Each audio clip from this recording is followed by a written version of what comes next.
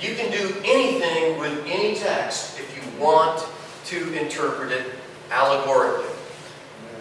The author's original intent to the original audience is what you need to pay attention to. And we've worked really hard at that, and I hope that you are on board with that. And it's not that difficult, but you can't do this. All right, Paul did it. Paul did it. Okay? And he did it in an attempt to argue with the people who were making an argument about circumcision. People who were using the law, the first 5 books, and saying, this is what God's really interested in. And they were making allegorical arguments. And so Paul said, let me make this. Let me change my tone. Let me see if I can get you to come around mentally. And we can be on the same page. Now, Isaac and Ishmael. Serious controversy in the world about Isaac and Ishmael, isn't there? Right? If you know any of your Arab friends and your Muslim belief, they trace the lineage of Abraham through Ishmael instead of Isaac. And in their text in the Quran, it's Ishmael who was going to be sacrificed on the mountain. On that rock, where the dome of the rock is now in Jerusalem. A lot of controversy, a lot of history about that. It's not what Paul's talking about. He's saying either you are born the natural way or you are born a child of promise. Either you're born of the Spirit or you're going to try to make it on your own obeying the law. Now, we've seen that already in Galatians. Right? Are you getting tired of it yet? Have you been convinced yet that you need to put your faith in Jesus and not in obeying some set of rules and comparing yourself to somebody else? Are you there? Are we on board? Okay. I'm glad, because in chapter 5 and chapter 6, we're going to learn a lot about what it means to be a spiritual person. Huge, huge chapters. Had to get through chapter 4 to get to chapter 5. Okay? He tried. He tried everything he could to plead with them on an intellectual level.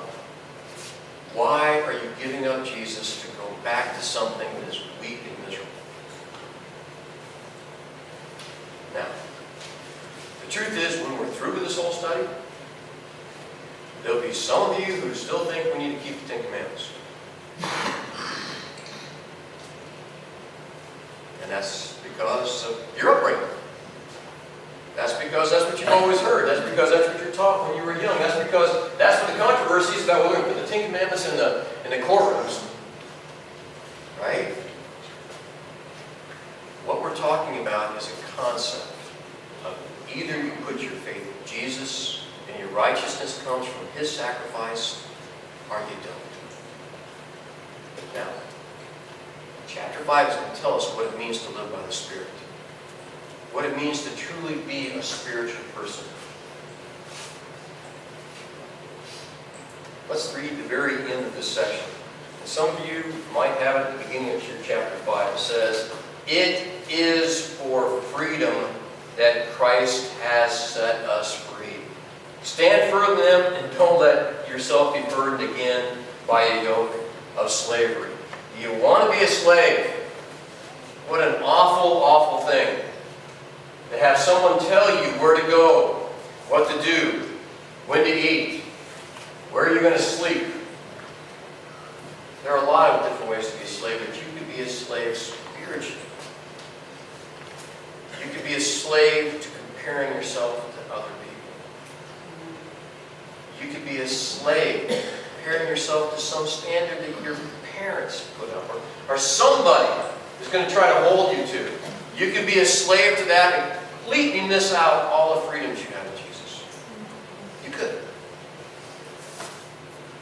It's for the sake of freedom that Christ set us free. It wasn't just a coincidence. It wasn't a serendipity. It was like, this is what I died for, so you could be free and be a spiritual person. That's why I died. That's why we made the sacrifice. That's why we celebrate it. It's so you can be free.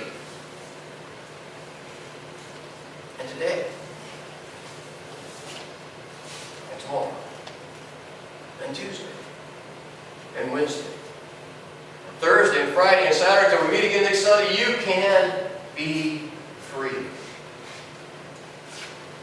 he's going to tell us what that means in chapter 5. What it means to live this life of freedom. What it means to live by the Spirit. What it means to grow spiritually. And he's going to tell us some things that are going to get in the way of that.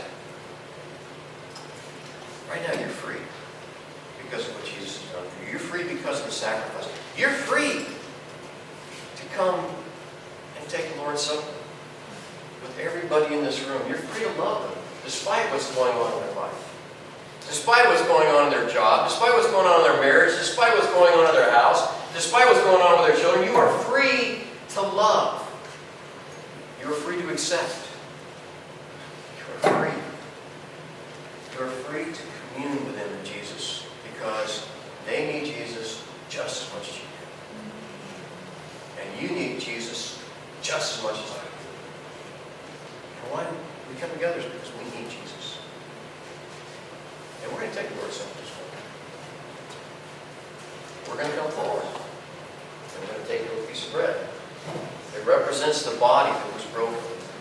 The body that God took on. The flesh that God became. So we can understand us.